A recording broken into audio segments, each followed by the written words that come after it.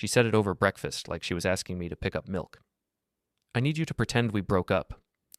I was holding my coffee cup halfway to my mouth when Melissa dropped that particular grenade into our Tuesday morning. The steam rose between us, obscuring her face for a moment, which was probably merciful. When it cleared, she was looking at me with those calm, calculating eyes that I'd once found mysterious and now recognized as simply empty. My ex is coming to town, she continued, buttering her toast with the same careful precision she applied to everything. Brian, I want to see if there's still something there. The rational part of my brain, the part that planned logistics for a living, that calculated load-bearing weights and supply chain timelines, understood the words. The rest of me was somewhere else entirely, watching this scene from a great distance, like I was already gone. So, you want a hall pass? I said. God, Ian, don't be crude. She set down her knife with a small click. I want honesty. We've been together 8 years, married for 5. Don't you ever wonder? About my exes? No. That's because you don't have any that mattered. There it was, that little twist of the blade she'd perfected over the past year. Small cruelties delivered with a smile, designed to remind me that I was lucky to have her, that she could have done better, that she was graciously tolerating my presence in her life. The townhouse we'd bought together 3 years ago suddenly felt very small. Modern, clean lines, hardwood floors that echoed, windows that let in too much light. Everything was exposed, including us. How long? I asked. He's here for a week, maybe 2? And after? She smiled then, and it was the kind of smile that probably worked on other people. Then we go back to normal, or we don't, but at least we'll know. I set down my coffee cup. My hand was steady. That surprised me. Okay, I said. Her eyebrows lifted slightly. She'd been expecting a fight, or tears, or some dramatic display that would confirm her narrative about me being emotional and irrational. Instead, I stood up, walked to the bedroom, and started packing a bag. Ian? Her voice followed me down the hall. What are you doing? What you asked. We're pretending to break up. I didn't mean right now. When did you mean? After you'd already met him? That would be cheating, Melissa. This way, it's all above board. I could hear the logic trap closing, and I could hear her trying to find a way out of it. But I'd learned from the best. Every argument we'd had for the past 2 years, she'd moved the goalposts, redefined the terms, made me feel like I was the one being unreasonable. Now I was doing the same thing, and she didn't like it. Where are you going? She asked from the doorway. Does it matter? Ian, you're being childish. I zipped up my bag and turned to face her. She was wearing her work clothes already, tailored pants, a silk blouse, her hair pulled back in that severe style that made her look older and harder than 34. Professional. In control. You asked me to pretend? I said. So I'm pretending. Good luck with Brian. I walked past her, grabbed my keys from the bowl by the door, and left. The door closed behind me with a soft click that somehow sounded louder than a slam would have. My truck was parked on the street where I'd left it the night before. A Ford F-150, 5 years old, paid off. Practical. Like everything about my life had been practical, sensible, adult. I threw my bag in the back seat and sat behind the wheel for a long moment, hands gripping the steering wheel, breathing. This is what rage feels like when it's frozen, I thought. Like nitrogen. Touch it wrong and your skin comes off. I'd been working in logistics and facilities planning for 12 years. I knew how buildings worked, how systems functioned, how to track shipments across continents, how to predict patterns and identify inefficiencies. I knew how to plan. And right now, sitting in my truck outside the townhouse I'd helped buy, I was planning. Not pretending. Planning. My phone buzzed. Melissa. I looked at the screen and then turned the phone off. The city around me was waking up. Portland in early autumn, the sky gray and promising rain that wouldn't come until later. I'd lived here for 15 years, ever since college. I knew this place like I knew the back of my own hand. Every street, every shortcut, every parking garage with the easy access points, including the one where Melissa parked her car for work. I started the engine and drove. Rick Harper had been working security at the 4th Avenue parking structure for as long as I'd been bringing Melissa lunch there during our first year of dating. He was in his early 50s, heavy set, with the kind of face that had seen everything and been surprised by none of it. We'd talked sometimes, small conversations about nothing much. Weather, sports, the way the city was changing. Ian, he said when I pulled up to the booth. Early today. Day off, I said. Thought I'd get some breakfast downtown. Melissa's already up there. Level 3, same spot. Actually, I said, we're taking some time apart. but thanks. Something shifted in his expression. Not quite sympathy, more like recognition, like he'd seen this movie before and knew how it ended. Sorry to hear that, he said. It is what it is. He waved me through, and I drove up to level 2, one floor below where Melissa parked, and found a corner spot with a view of the exit ramps. Then I waited. At 8:15, a black Lexus sedan pulled into the structure and climbed to level 3. New car, expensive. I took out my phone and snapped a photo of the license plate before I'd consciously decided to do it. That's the thing about betrayal. It wakes up parts of your brain you didn't know you had. Predatory parts. The kind that calculate and wait and remember everything. 30 minutes later, Melissa's car descended and exited. Alone. 40 minutes after that, the Lexus followed. I started the engine and pulled out behind it, keeping 2 cars back, and followed it to a boutique hotel on the east side. The kind of place that didn't ask questions and had rooms that charged by the hour or by the week, depending on what you needed. Brian Hale, real estate developer. I looked him up on my phone while sitting in the parking lot across the street. His website showed a man in his late 30s with perfect teeth and perfectly styled hair, the kind of guy who played racquetball and talked about market opportunities.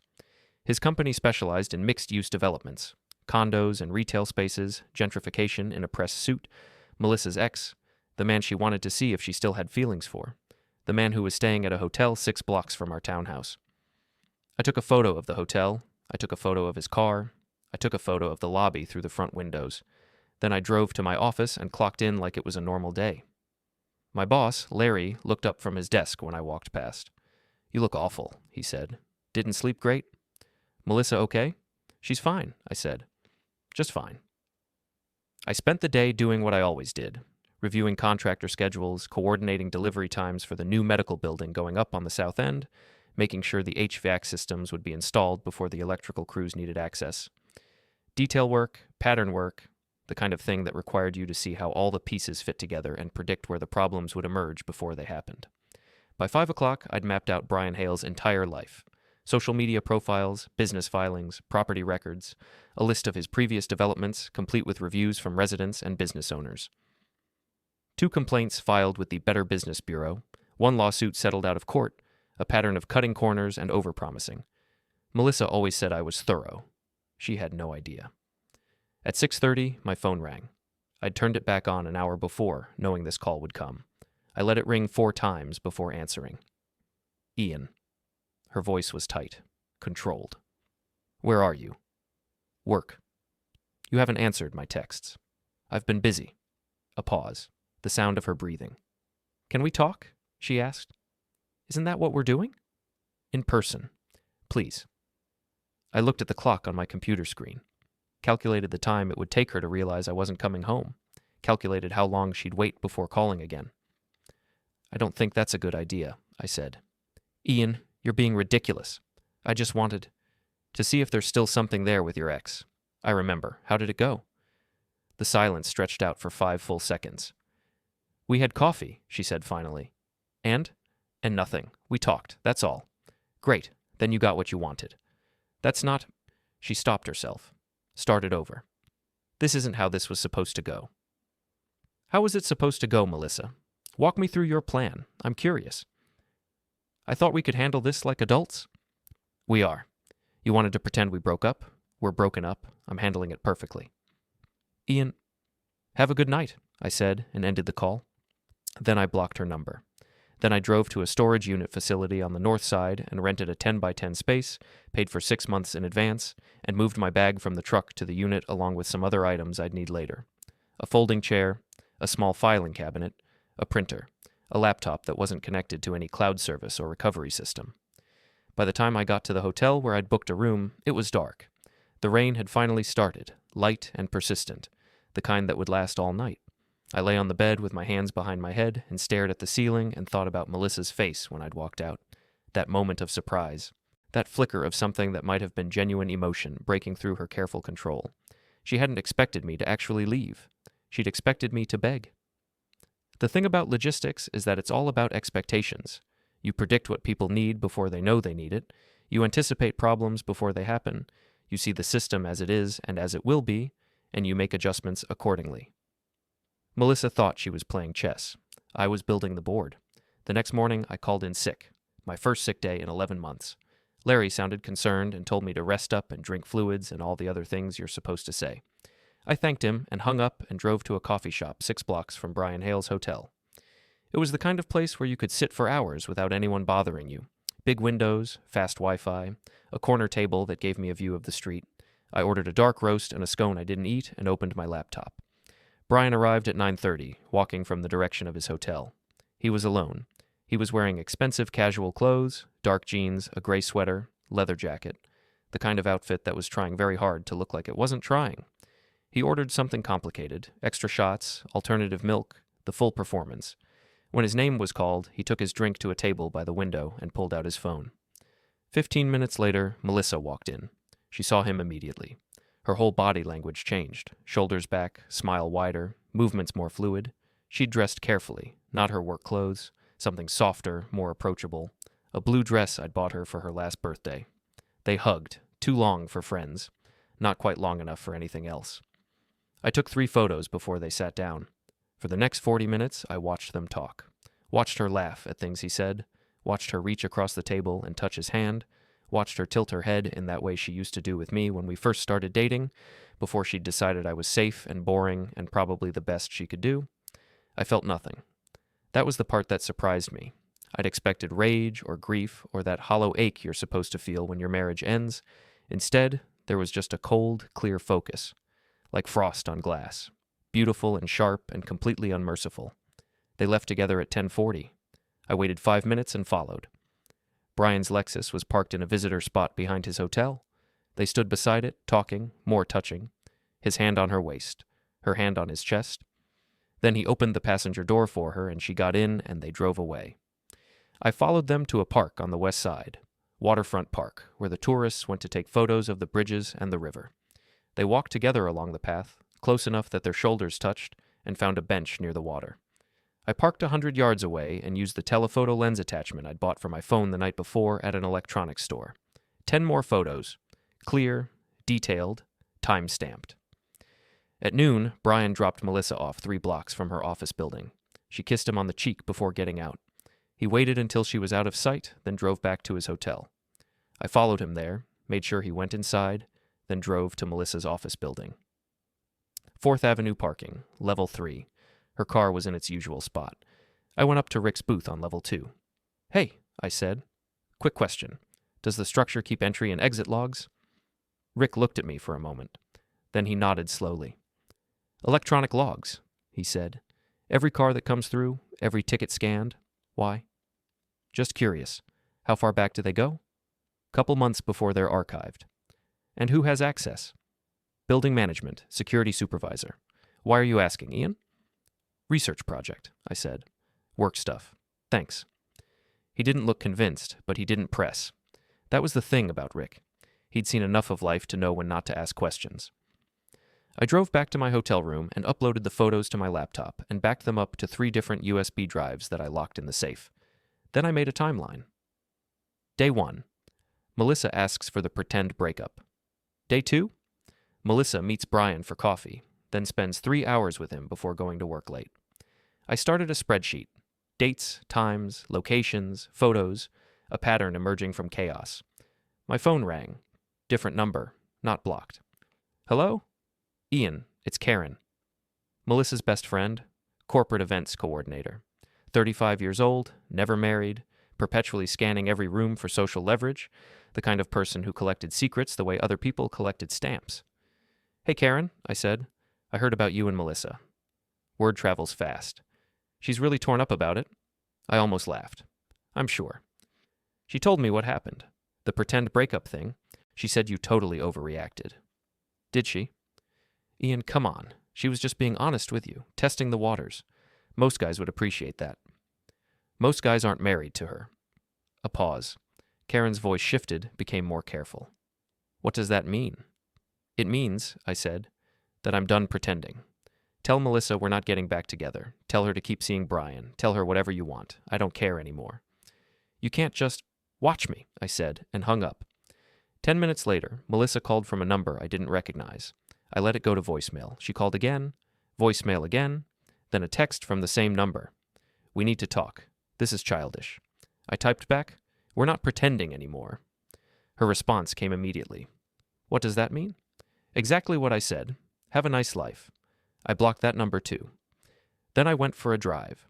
Portland at midday. Traffic thick but moving. I drove past our townhouse. Past, not to. Saw Melissa's car in the driveway. Saw the lights on in the living room. Kept driving. I drove to the medical center where she worked as a compliance manager, the job she'd been so proud of landing 3 years ago. The job that paid better than mine and that she made sure I knew paid better than mine whenever we discussed money or the future or anything that required her to pretend I was an equal partner in our marriage. I parked across the street and watched the building. Modern glass and steel. Expensive. The kind of place where everyone was very serious about metrics and protocols and maintaining appearances. The kind of place where a workplace affair scandal would be very, very uncomfortable. I took photos of the building, made notes about entrances, exits, shift changes, who came and went, and when, patterns within patterns. My phone buzzed, a call from an unknown number. I answered. "Mr. Blake?" A woman's voice, professional. "This is Jennifer from Hillside Property Management. Your wife listed you as a secondary contact for your townhouse." "Ex-wife," I said. "Separated." A pause. "Oh, I apologize. She's called several times today asking if we had your new address on file." "What did you tell her?" "That we don't have that information." But she seemed very insistent. "Tell her," I said carefully, "that I've requested all future correspondence go through my attorney." "Do you have an attorney?" "Not yet, but I will by tomorrow." "Understood? I'll make a note in your file." I thanked her and hung up. Then I called a divorce lawyer named Patricia Reeves, whose name I'd found online the night before. She had good reviews and specialized in high asset cases with complicated finances. We scheduled a consultation for the next morning. By 3 o'clock, I was sitting in a restaurant across from the boutique hotel where Brian was staying. The place had outdoor seating with a view of the hotel entrance. I ordered lunch and ate slowly and waited. At 4:15, Brian emerged and got into his Lexus. I let him get half a block ahead before following. He drove to a commercial real estate office on the east side, went inside for 40 minutes, then drove back to his hotel. I parked 2 blocks away and walked back to the hotel lobby. It was small but expensive looking. Marble floors, leather furniture, a young woman at the front desk who looked bored. "Hi," I said. "I'm supposed to meet Brian Hale here. Is there a bar or restaurant?" "Just the breakfast room," she said, "but most guests go across the street to Sullivan's." "Great, thanks." Sullivan's was an upscale restaurant with craft everything and prices that made my logistics salary wince. Brian wasn't there. I hadn't expected him to be. But now I knew where he went when he wanted to impress someone. I went back to my truck and made more notes. At 6:30, Brian's Lexus left the hotel again. This time I followed him to a different part of town, northeast, older neighborhoods, tree-lined streets. He parked in front of a small house with a for sale sign in the yard. One of his properties, probably. He got out, walked around the house, took photos on his phone, made notes on a tablet. I took photos of him taking photos. At 7:40, he drove back to his hotel. At 8, I drove back to mine. The next morning, Thursday, I met with Patricia Reeves. Her office was downtown, 10th floor, big windows overlooking the river.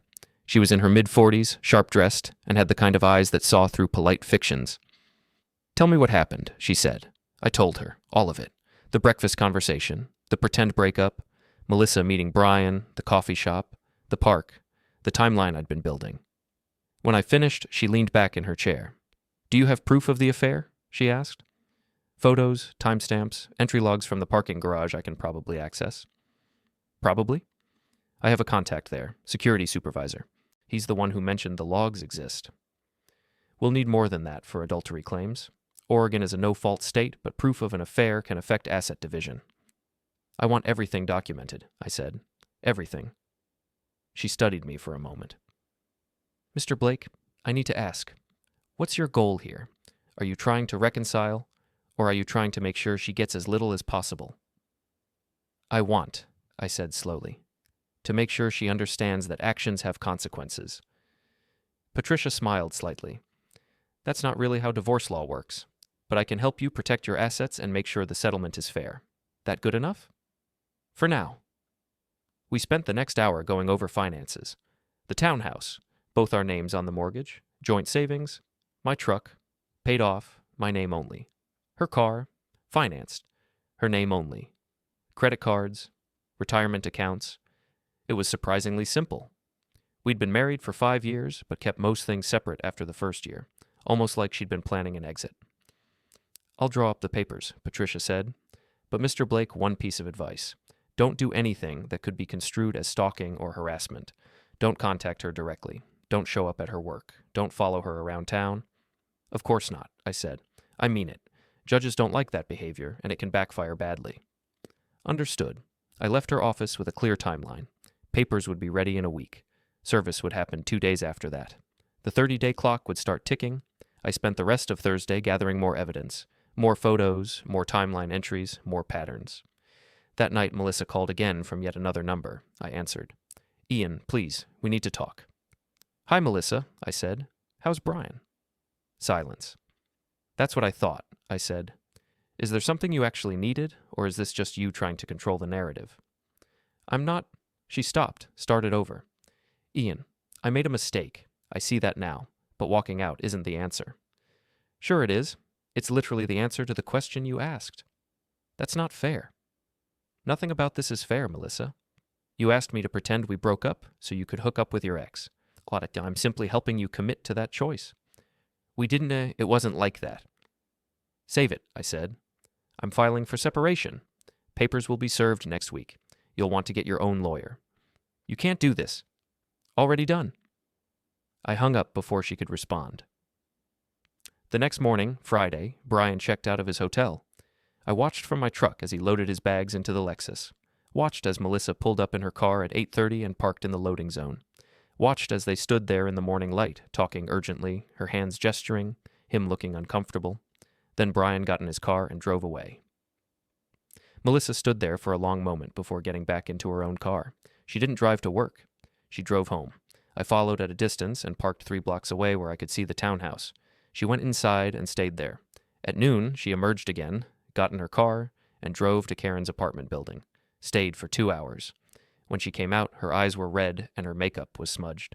She drove to our townhouse and parked in the driveway and sat in the car for 15 minutes before going inside. I drove away. That night, Saturday, I received 3 emails from accounts I didn't recognize, all from Melissa. Long paragraphs about how I was being unreasonable, how she'd made a mistake but nothing had actually happened, how we could work through this if I just talked to her. I didn't respond. Sunday morning, Karen called me. "Ian, you need to come over and talk to Melissa." "No, I don't." "She's a wreck. You're making this so much worse than it needs to be." "Karen," I said slowly, "did you know about Brian before she told me?" A pause. Too long. She mentioned she'd been talking to him. "When?" "A couple weeks ago, but it wasn't—" "Thanks for confirming," I said. "Don't call me again." I blocked her number too. By Monday morning, I'd built a complete profile of Brian Hale's business practices, social media presence, and movement patterns. I knew where he lived, Seattle, 3 hours north. I knew where his office was. I knew about his 2 current development projects and the 3 that had fallen through after community opposition. I went back to work. Larry looked relieved to see me. "Feeling better?" he asked. "Much," I said. "Thanks for the time off." "Everything okay at home?" "Home is complicated right now," I said. "But work is simple. I prefer simple." He laughed and clapped me on the shoulder and went back to his office. I spent the morning reviewing contractor schedules for the new medical building. The HVAC installation was running behind because of supply chain delays, which meant electrical would have to wait, which meant the schedule I'd spent 3 months putting together was now fundamentally broken. I made phone calls, sent emails, negotiated with suppliers, rerouted shipping, found alternative contractors who could do the work faster. By noon, I'd rebuilt the schedule with only a 5-day slip. Logistics is about seeing the system, understanding how each piece connects, knowing which levers to pull and when. At 1 o'clock, I drove to the 4th Avenue parking structure. Rick was in his booth, reading a newspaper. "Ian," he said, "didn't expect to see you." "I need a favor," I said, "and I need you to know I'm not asking anything illegal." He set down the paper. "I'm listening." "The entry and exit logs you mentioned. Can you pull records for a specific vehicle?" "Whose?" "Melissa's." Rick looked at me for a long moment. "You 2 really are done," he said. "Yeah, and I'm filing for separation. My lawyer says proof of her movements could help with the settlement." It wasn't quite true, but it wasn't quite false either. "What dates?" Rick asked. "Past 2 weeks." He thought about it. Then he nodded slowly. I can get you a printout, but officially it's for building management. That's all I need. Give me until tomorrow. I thanked him and left. The rest of Monday was spent watching patterns. I drove past Melissa's office building 3 times at different hours, noting when people arrived and left. I drove past Brian's Seattle office twice, making sure he was actually there and not planning to come back to Portland. I checked his social media, no posts about Portland, no check-ins at local restaurants or hotels. He'd gone home. Good. Tuesday morning, Rick handed me a manila envelope through the booth window. 2 weeks of entry and exit logs, he said. Every time her car came through, time-stamped. I looked at the printout. 14 days. Multiple entries and exits per day, a clear pattern emerging. Most days arrived at 8, left at 5. But on Wednesday, Thursday, and Friday of the previous week, the week Brian had been in town, she'd arrived late. 10 o'clock, 11 o'clock. Once she hadn't shown up until 1 in the afternoon. This helps, I said. Thank you. Just make sure nobody knows where you got it. Nobody will. I drove to a copy shop and made 3 copies of the log, then stored the originals in my storage unit along with the USB drives containing all my photos, evidence, cold and digital and absolutely real. That afternoon, I received a call from Patricia Reeves. Papers are ready, she said. When do you want service? Tomorrow, I said. Her office, noon. That's aggressive. That's intentional. A pause. All right, I'll arrange it. Wednesday at noon, a process server walked into the medical center where Melissa worked and asked for her by name. I wasn't there to see it happen, but I could imagine it. The polite handoff, the manila envelope, the moment she opened it and realized I wasn't bluffing. She called me 17 times between noon and 5 o'clock. I didn't answer. At 6, she was waiting outside my office building when I came out. Ian, she said. I stopped walking. How did you find me? I called your office, asked when you'd be leaving. That's called stalking, Melissa. Don't be dramatic. She stepped closer. We need to talk about this. You can't just... I already did. The papers say you're claiming irreconcilable differences. Why not just say what you mean? You think I had an affair with Brian. Did you? Her eyes flashed. No, we just talked. Sure. That's why you spent 3 hours with him that first morning. That's why you were 2 hours late to work 3 days in a row. That's why Karen knew about him before you ever mentioned it to me. You've been tracking me? I've been documenting, I said. There's a difference. This is insane. No, I said. This is consequences. I walked past her to my truck. She followed. Ian, please. I made a mistake, but it wasn't what you think. I don't care what it was, I said. I only care that you thought I'd be okay with it. I thought we could be honest with each other. I laughed, actually laughed. The sound surprised both of us. Melissa, you've been lying to me for at least a year, maybe longer, about being happy, about wanting the same things, about respecting me. You didn't ask for honesty, you asked for permission, and you got it. So enjoy it. You're going to regret this. Maybe, I said. But at least I'll regret it on my own terms. I got in the truck and drove away. In the rearview mirror, I saw her standing in the parking lot, phone already to her ear, calling Karen, probably, or her lawyer, or Brian. It didn't matter. By Thursday, the system was running itself. I went to work, did my job, came home to my hotel room, updated my spreadsheets, tracked patterns. Brian posted on social media about a new development project in Seattle. Residential towers overlooking Puget Sound. Luxury units, pre-sales starting soon. He looked happy in the photos, confident, the kind of man who always landed on his feet. I made notes. Friday afternoon, my lawyer called. Her attorney reached out, Patricia said. They want to negotiate before the 30-day period ends. What are they offering?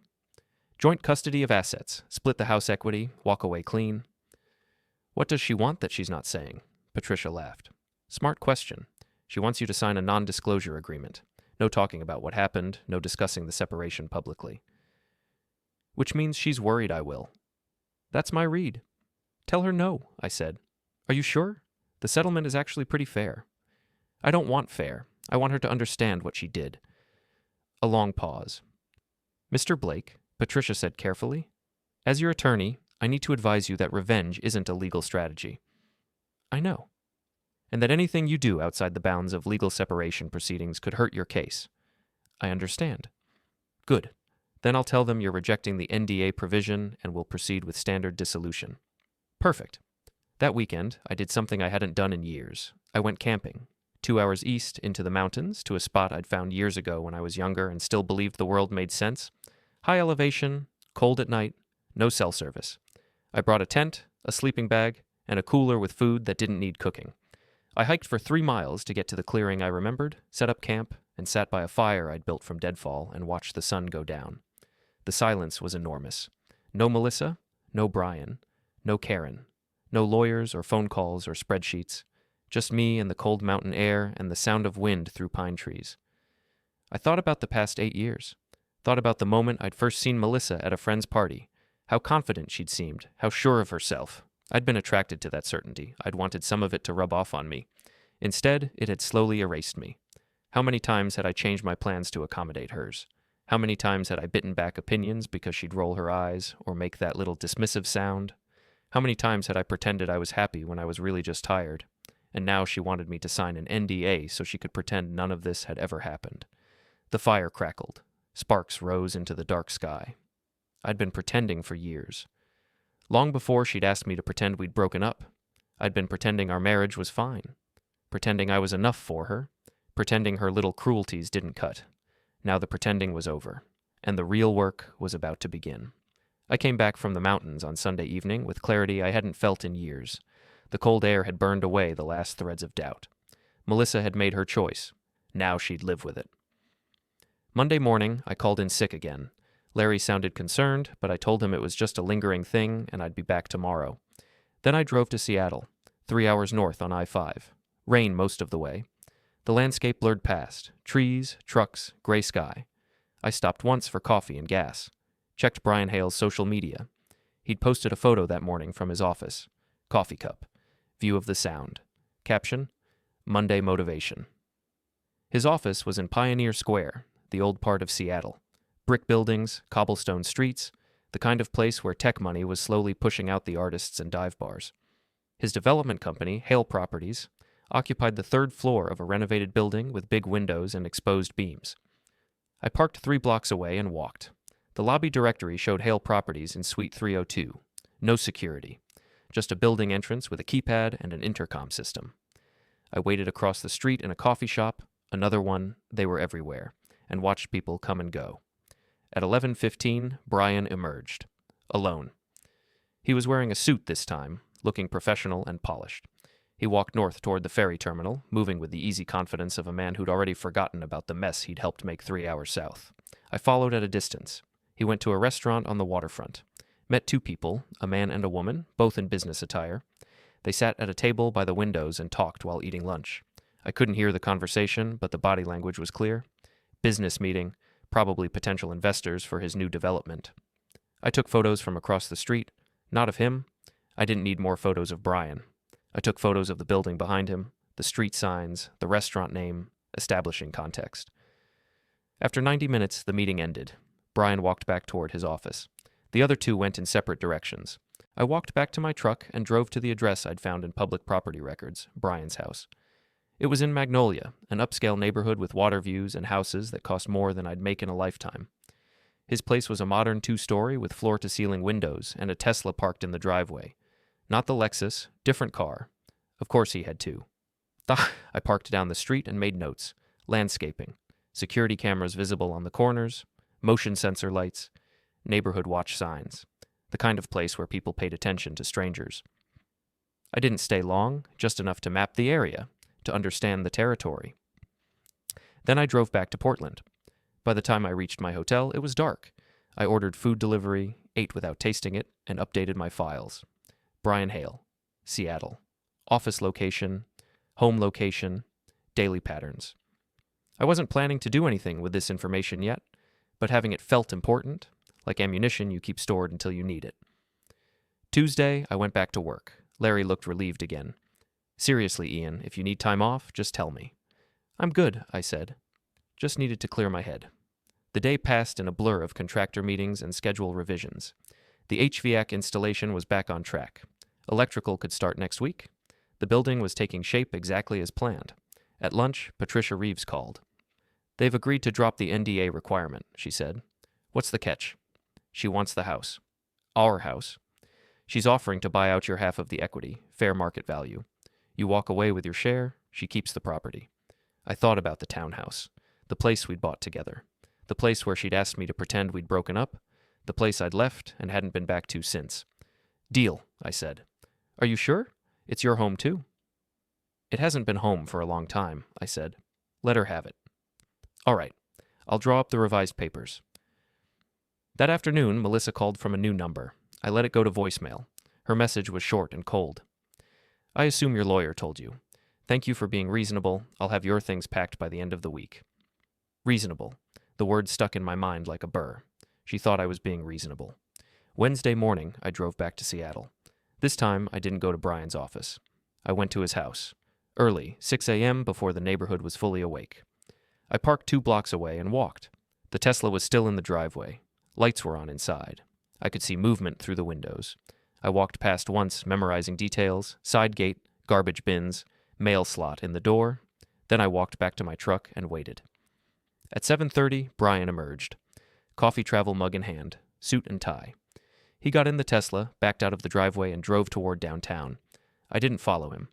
Instead, I got out of my truck and walked back to his house. The side gate was unlocked. I pushed it open slowly, listening. No alarm, no dog barking, just silence. The backyard was small but expensive looking. Stone patio, built-in grill, modern outdoor furniture that probably cost more than my truck. The back door had a smart lock. Of course it did. I didn't touch it, didn't touch anything. I just stood there for 60 seconds, taking in the space. The big windows that would show everything inside to anyone standing where I was standing. The lack of privacy fence on one side, the neighbor's house 20 feet away. Vulnerable. For all his money and polish, Brian Hale lived in a very vulnerable house. I walked back through the gate, closed it carefully, and left. Drove back to Portland, went to work, did my job. Thursday evening, I received a package delivery at my hotel. No return address. Inside was a box containing my clothes, my books, a few personal items from the townhouse. Everything packed carefully, almost tenderly. There was a note on top, handwritten. You didn't have to make this so difficult. We could have handled this like adults. I threw the note away and unpacked the box. Most of it was meaningless. Clothes I'd stopped wearing, books I'd stopped reading. But at the bottom was a framed photo from our wedding day. Melissa and me, smiling, her in a white dress that had cost $3,000, me in a rented tux that had never quite fit right. I looked at the photo for a long time, tried to remember being that person, that version of Ian who'd believed in forever, who'd thought love was enough, who'd trusted that being kind and loyal and present would be reciprocated. Then I put the frame face down in the bottom drawer of the hotel dresser and closed it. Friday morning, Brian's Lexus was back in Portland. I spotted it parked outside Sullivan's, the upscale restaurant across from his old hotel. It was 9 a.m., early for lunch, late for breakfast. I parked across the street and watched. 10 minutes later, Melissa walked into the restaurant. Of course, I sat in my truck and calculated probabilities. Brian had driven 3 hours to have breakfast with her. That meant either they'd planned this days ago, or she'd called him in a panic after getting the settlement papers. Either way, it was a sign that things weren't over between them. Good. I needed them together. I needed them to keep making mistakes. They were inside for 90 minutes. When they emerged, they stood on the sidewalk talking. She was animated, gesturing with her hands. He looked calm, almost bored. Then he said something that made her step back. She shook her head. He shrugged and got in his car. She stood there watching him drive away. Then she got in her own car and sat there for 5 full minutes before starting the engine and leaving. I followed Brian. He drove straight to the I-5 northbound on-ramp and accelerated into traffic, heading back to Seattle. 3-hour drive for a 90-minute breakfast. Whatever she'd wanted from him, he hadn't given it. I let him go and drove to the 4th Avenue parking structure. Rick was in his booth. Ian, he said, haven't seen you in a few days. Been busy. Hey, quick question. Is there a way to know if someone else has been accessing the entry logs? His expression shifted. Why? Just covering bases, making sure my ex can't claim I was the only one checking records. Rick studied me. Then he nodded slowly. Access is logged. Every time someone pulls records, the system timestamps it and records the user ID. So if she tried to get them, I'd know, and she hasn't. Thanks. Ian, Rick said, I don't know what you're planning, but be careful. Always am. That night, I sat in my hotel room with my laptop open and pulled up Brian Hale's business filings. His company was privately held but had to file certain documents with the state. Annual reports, tax information, business licenses. I cross-referenced with news articles and found something interesting. 2 years ago, one of his developments had been sued by residents for misrepresenting unit sizes. The lawsuit was settled confidentially, but the complaint was public record. Residents claimed their apartments were 15% smaller than advertised. Hale Properties denied any wrongdoing but paid out an undisclosed sum. Last year, a different development had code violations during construction, improper permits, electrical work that didn't pass inspection. The project was delayed 6 months while everything was brought up to code. Brian Hale cut corners. It was subtle, probably defensible in court, but it was there, a pattern of taking shortcuts and paying fines instead of doing things right the first time. I made notes, compiled reports, cross-referenced everything with his current projects. His new development, the luxury towers overlooking Puget Sound, was in pre-sales. People were putting down deposits on units that didn't exist yet, trusting that Brian Hale would deliver what he promised. I wondered how many of them knew about the lawsuits, the code violations, the history of cutting corners. Probably none. I downloaded the pre-sales brochure, studied the renderings, made notes on the promised amenities, the square footages, the timelines. Then I started looking for comparable properties in Seattle. Same neighborhood, same price point, same amenities. How did Brian's promises stack up against reality? Not well. He was overpromising, again. I compiled everything into a single document, 40 pages, detailed, footnoted, every claim sourced, every comparison documented. Then I saved it and locked it in my storage unit with everything else. Not yet, but soon. The next 2 weeks passed in careful rhythm. Work during the day, planning at night. Melissa's settlement papers were signed and filed. The house was hers. I was paid out my share of the equity, a check that felt both enormous and meaningless. I moved out of the hotel and into a small apartment near my office. 1 bedroom, furnished, month-to-month lease, temporary. Everything in my life right now was temporary except the plan. Melissa stopped calling. Karen stopped calling. It was like I'd vanished from their lives as completely as I'd intended. But I hadn't vanished. I was just watching. Brian came back to Portland twice more. Both times, he met Melissa at different restaurants. Never the same place twice. Smart or paranoid? Both, probably. I documented every meeting, every conversation I could observe from a distance, every moment they thought they were invisible. Then I found out about the gala, the Columbia Health Foundation annual fundraiser. Big event, 500 people, everyone who was anyone in Portland's healthcare scene, doctors, administrators, insurance executives, compliance managers. Melissa would be there. She'd mentioned it months ago when we were still pretending our marriage worked. Her company sponsored a table. She was expected to attend. I bought a ticket, $400, worth every penny. The gala was on a Saturday night in mid-October. A hotel ballroom downtown. Formal attire required. I bought a suit from a department store. Not expensive, but good enough. Dark gray, forgettable. I arrived at 7 when the cocktail hour was in full swing. The ballroom was already crowded with people holding wine glasses and making small talk. Waiters circulated with hors d'oeuvres. A string quartet played something classical and forgettable. I spotted Melissa immediately. She was wearing a blue gown, her hair styled up, diamond earrings I'd never seen before. She looked radiant, confident, untouchable. She was standing with Karen and 3 other people I didn't recognize, laughing at something someone had said, playing the part of successful professional woman with perfect poise. I stayed on the opposite side of the room, found a quiet corner near the bar where I could watch without being obvious. 20 minutes into the event, Brian arrived. Of course he did. He was wearing a tux. Perfect hair, perfect smile. He walked in like he owned the place and immediately found Melissa in the crowd. She saw him and her whole face changed, lit up. She excused herself from her group and met him near the entrance. They didn't embrace. Too public. But the body language was clear. They were together. Whatever had happened at that breakfast 2 weeks ago, they'd worked it out. I took 3 photos from across the room. Phone held low, flash off. Just enough to capture them together. Dinner was called at 7:30. I found my assigned table near the back. Single ticket, random seating. Melissa was at a table near the front, obviously. Brian wasn't seated. He was circulating, working the room, shaking hands with people who might be useful to him. I ate mechanically and watched. The program started at 8. Speeches about the foundation's work, a video showing patients who'd been helped, more speeches about fundraising goals and community impact. Then Melissa was introduced. She walked to the podium with perfect composure, smiled at the crowd, began speaking about her company's commitment to healthcare compliance and patient safety. It was a good speech, polished. She'd probably practiced it for weeks. I stood up and walked toward the service corridor behind the stage. The door was marked Staff Only. I pushed through it and found myself in a narrow hallway with industrial carpet and fluorescent lighting.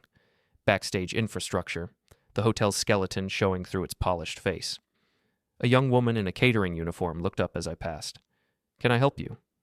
"Just looking for the restroom," I said. "Guest restrooms are in the main hall." "Right, thanks." I turned around and walked back through the door. Melissa was still speaking, something about partnerships and accountability and maintaining the highest standards. I went back to my table and waited. After the speeches, there was dancing. Music shifted from classical to something modern. People moved to the dance floor, Melissa and Brian among them. I watched them dance, watched how easily they moved together, how she smiled up at him, how he held her like she was something precious and fragile. From my phone, I sent an email. The address was for a Seattle journalist who specialized in real estate development stories. I'd found her byline while researching Brian's past projects. Her articles were detailed, critical. She didn't pull punches. Subject line: Hale Properties Development Concerns. Body: attached is a detailed analysis of Hale Properties' history of construction issues, resident complaints, and ongoing concerns with current pre-sales project. All information is sourced and verifiable. May be of interest for investigative piece. I attached the 40-page document I'd compiled. Then I sent the same email to 3 other journalists, 2 in Seattle, 1 in Portland who covered business fraud. By the time I looked up, Melissa and Brian had left the dance floor. I scanned the room and found them near the exit, putting on coats. Leaving early, I stayed for another hour, drank club soda, made small talk with the strangers at my table, played the part of normal person attending normal event. At 10 o'clock, I left. The next morning, Sunday, I drove to Seattle again. This time I parked outside Brian's house at 6 a.m. and waited. The Tesla was in the driveway. Lights were on inside. At 7:30, Melissa's car pulled up to the curb. She parked, got out, walked up to the front door. Brian answered immediately. They stood in the doorway talking for a moment, then she went inside. I took photos. At 9:15, they emerged together. Both dressed casually. They got in the Tesla and drove to a brunch place in Fremont.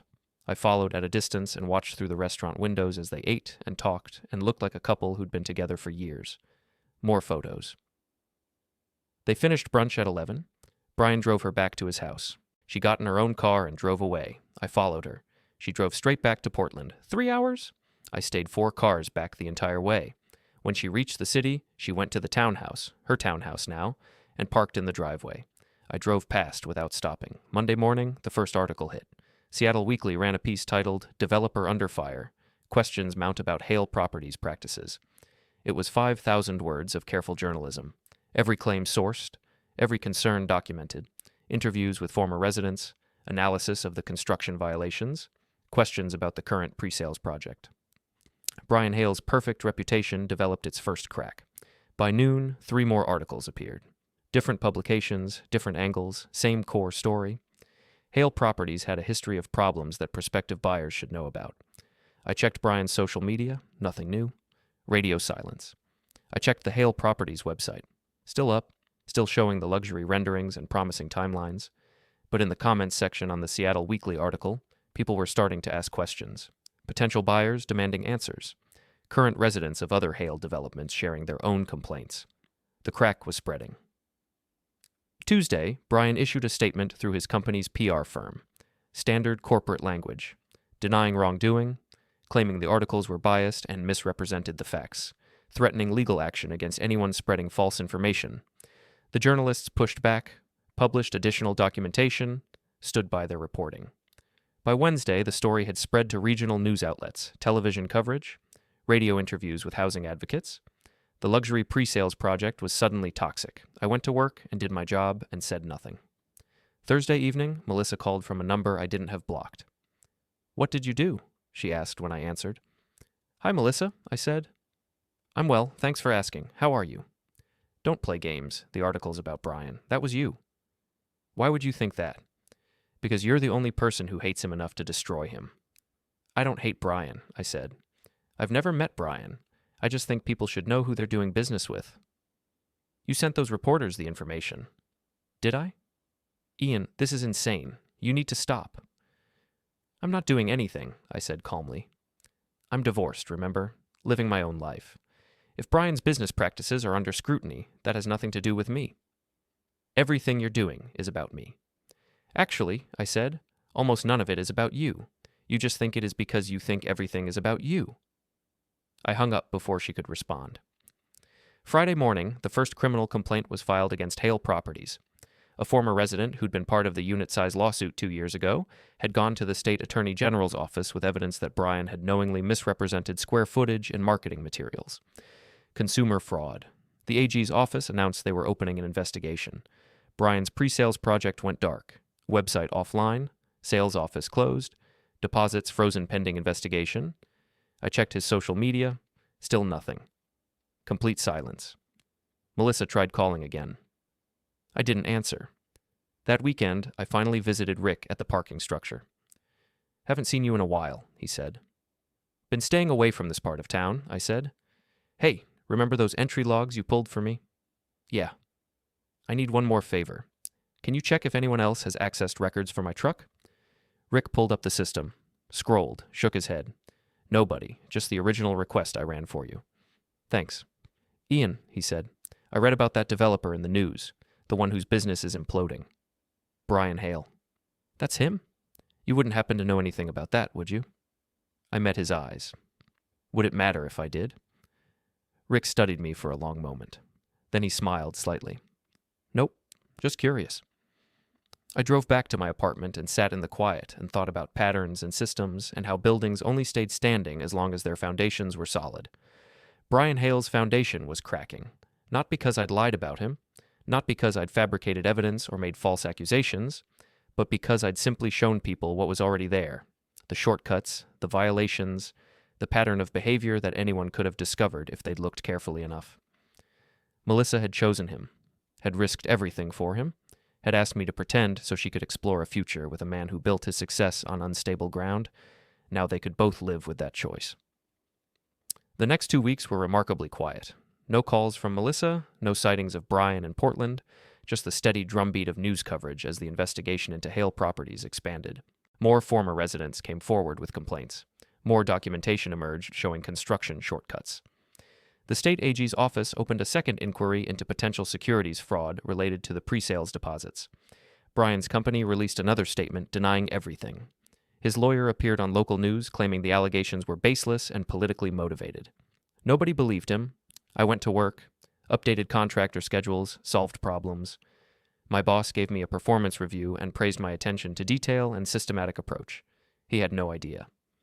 I moved into a better apartment, 2 bedrooms, actual furniture instead of temporary pieces, a balcony overlooking the city.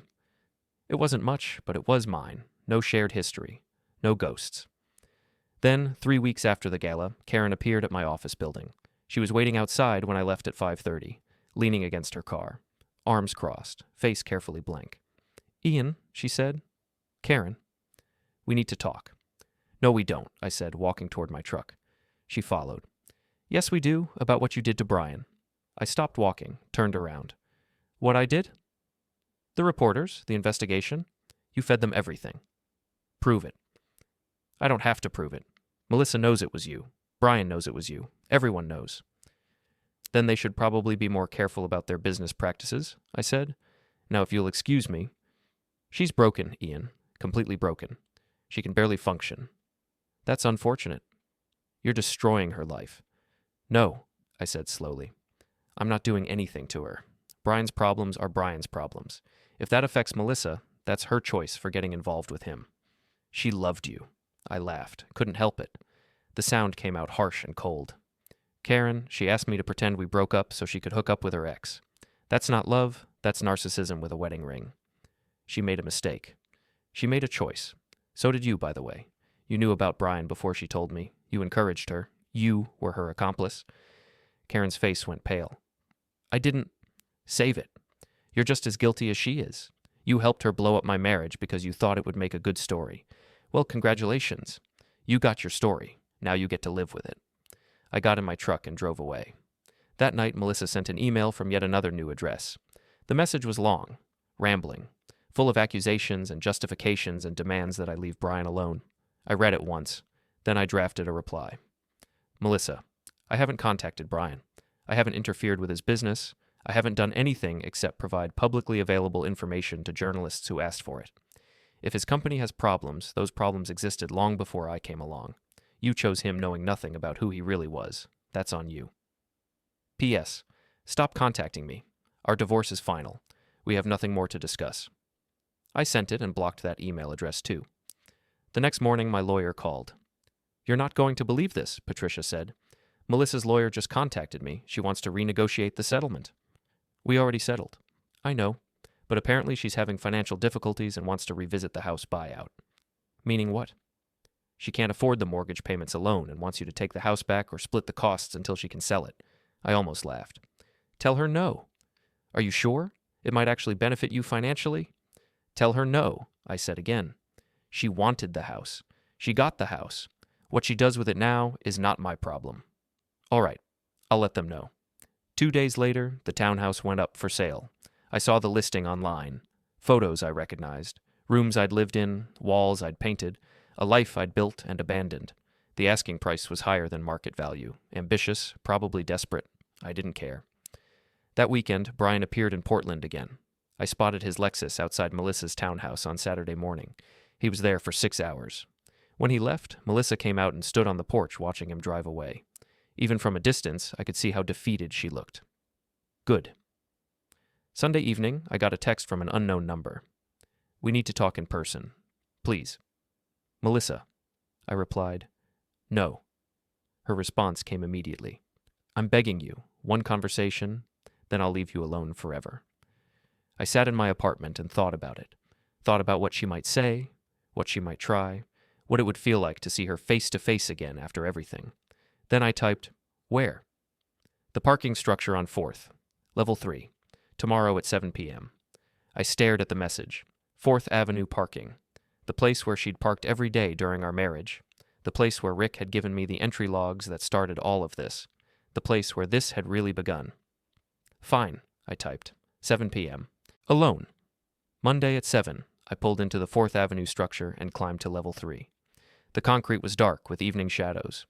Most of the cars had already left for the day. The space felt vast and empty. Melissa's car was parked in her old spot. She was standing beside it, arms wrapped around herself, looking small in a way I'd never seen before. I parked 3 spaces away and got out. Ian, she said, you wanted to talk. Talk.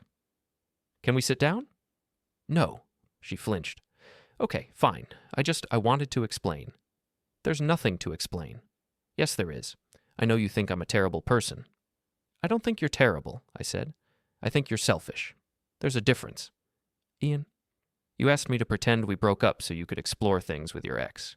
You didn't consider how that would make me feel. You didn't care that it would humiliate me.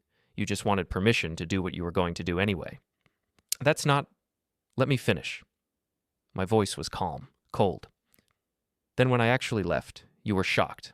Because in your mind, I was supposed to wait around while you figured out your feelings. I was supposed to be grateful you were being honest. I was supposed to accept that my role in your life was to be the backup plan. That's not fair. Nothing about this has been fair, Melissa. Not for me. You made your choice. You chose Brian. The fact that he's now facing consequences for his own behavior has nothing to do with me. You destroyed him. Her voice cracked. You fed those reporters everything. You ruined his business, his reputation, his whole life. I gave journalists access to public records, I said. Court filings, construction reports, things anyone could have found if they'd looked. If that destroyed him, it's because he built his life on lies. He loves me. Then he can comfort you while his company falls apart. Ian, please. She stepped closer. Can't you just stop? Stop what? Whatever you're planning next. I looked at her, really looked at her. The woman I'd married, the woman I'd loved, the woman who'd asked me to pretend and then couldn't understand why I made it real. I'm not planning anything, I said. I'm just living my life. If your life happens to be falling apart right now, that's not my problem anymore. Everything was fine until you... Everything was broken long before I left, I said. You were just too self-absorbed to notice. She started crying then. Real tears. Not the calculated kind she used to get her way. Actual grief. I lost everything, she whispered. My marriage, Brian, the house, my friends, everything. And whose fault is that? She looked up at me through tears. Yours. You did this. You made this happen. No, I said quietly. You did this. You asked me to break up. You chose Brian. You got what you wanted. You're just unhappy with how it turned out. I made a mistake. Yes, you did. And mistakes have consequences. I turned to walk back to my truck. Ian, wait. Goodbye, Melissa. Please, I'm sorry. I'm so sorry. Can't we just... No, I said without turning around. We can't. I got in my truck and drove away. In the rearview mirror, I saw her standing alone in that empty parking structure, crying in the dark. I felt nothing. The next morning, Karen called me. She tried to do something bad last night, she said without preamble. My blood ran cold. What? After your meeting, she went home and I found her and called for help. She's in the hospital now. Is she? She's alive. They pumped her stomach. She'll be okay physically. I sat down. My hands were shaking. Karen, I know you didn't make her do it. But Ian, you need to stop. Whatever you're doing, whatever you're planning, you need to stop now. I'm not... Yes, you are. And it's working. She's destroyed. Completely destroyed. Are you happy now? I closed my eyes. No. Then stop. She hung up. I sat in my apartment for a long time, staring at nothing, thinking about Melissa in a hospital bed, thinking about pills and pumped stomachs and how far things had gone. I hadn't wanted this. Had I? I thought about the past 2 months.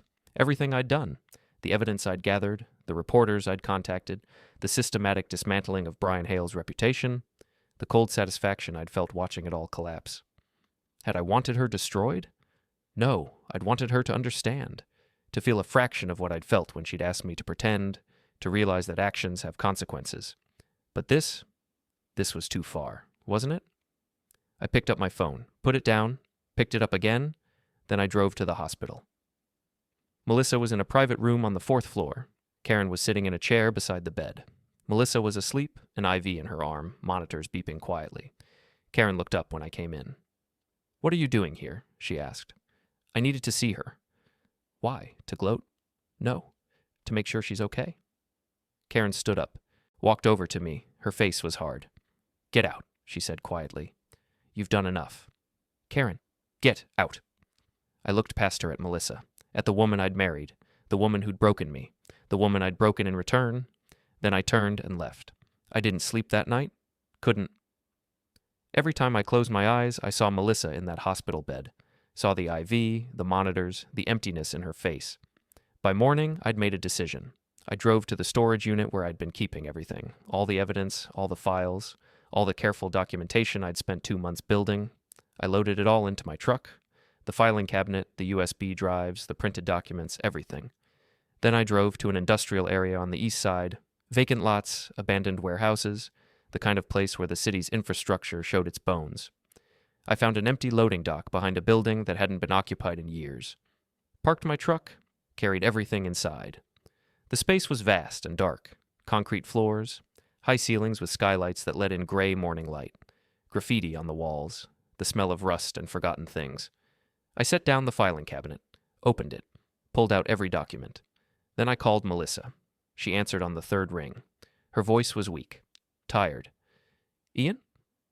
I'm at the old Riverside warehouse, East Loading Dock.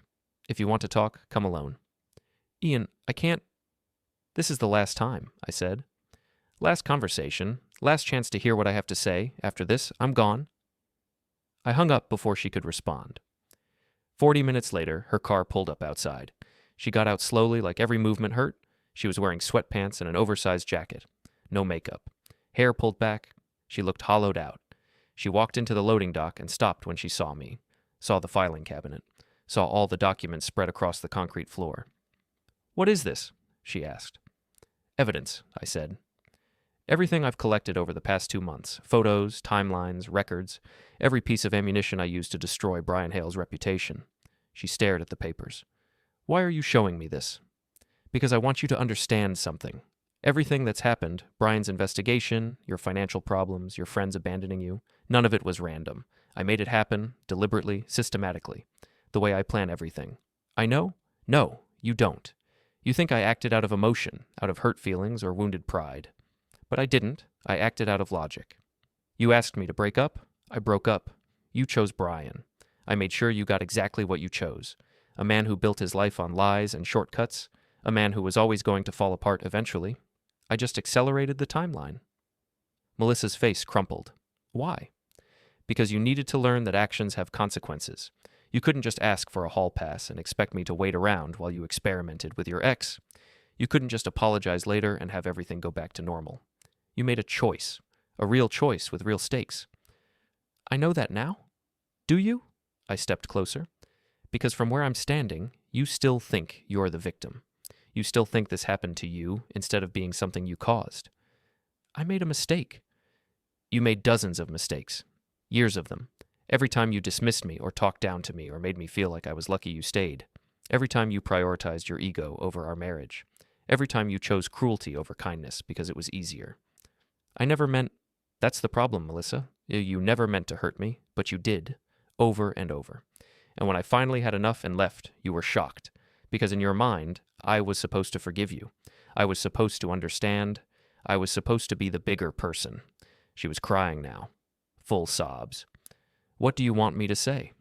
Nothing. I don't want you to say anything. I want you to understand. Really understand. That you destroyed our marriage. You chose Brian. You got what you wanted, and now you have to live with it. He's gone, she whispered. Brian. He left Seattle, moved to California, changed his number. He's just gone. Good. Good? She looked up at me, rage breaking through the tears. Good? You ruined his life and mine, and you think that's good? I think, I said carefully, that you both got exactly what you deserved. Brian built a company on fraud and shortcuts. He deserved to be exposed. You chose him over me knowing nothing about who he really was. You deserved to face the consequences of that choice. I could have ended myself, she said. I almost did. Would that have been good too? The words hit like a physical blow. No, I said quietly. That wouldn't have been good. That would have been tragic and pointless, and I never wanted that. Then what did you want? I looked at her, at the woman I'd loved, at the ruins of everything we'd built together. I wanted you to hurt, I said. The way I hurt when you asked me to pretend, the way I hurt watching you with him, the way I hurt every time I remembered that you thought I was disposable. I wanted you to feel that, just once. Well, congratulations, she said bitterly. Mission accomplished. Yeah, it is. I walked over to the filing cabinet and pulled out a lighter from my pocket, flicked it on, held the flame to the corner of one of the documents. It caught immediately. The fire spread quickly, consuming paper and ink and all the careful evidence I'd compiled.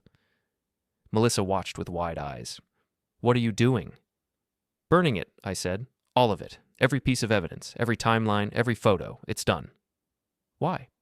Because revenge is only satisfying if you keep it, if you hold on to it and let it define you. I don't want that.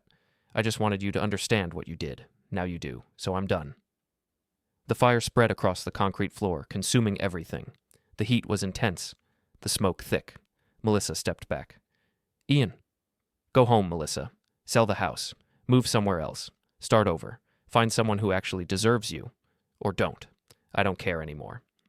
You're just going to walk away? That's what you wanted, wasn't it? Back at the beginning? You wanted me gone so you could explore things with Brian. Well, now I'm gone. Permanently. No more calls, no more meetings, no more revenge. We're done. Ian? Goodbye, Melissa.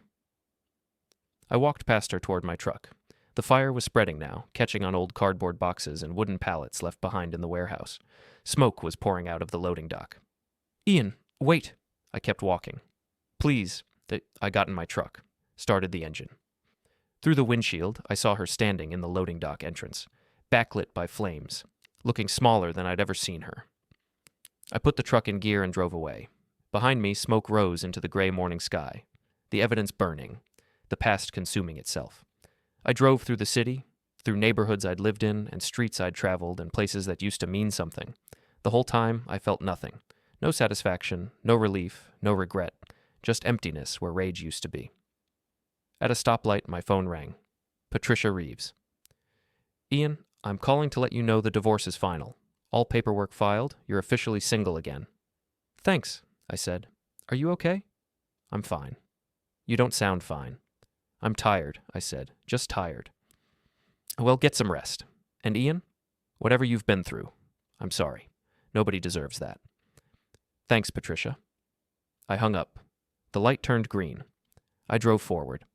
By noon, I was out of Portland, heading east on I-84, following the Columbia River Gorge. No destination in mind, just moving. The landscape changed as I drove. Urban sprawl gave way to smaller towns, then to open country, trees and water and sky. Somewhere past Hood River, I pulled off at a scenic viewpoint, got out of the truck, stood at the edge and looked out at the river below. The water moved endlessly, carving its path through stone, indifferent to everything human, going where it was meant to go. I stood there for a long time, breathing, thinking, feeling the wind on my face. Eventually, I got back in the truck, started the engine, drove.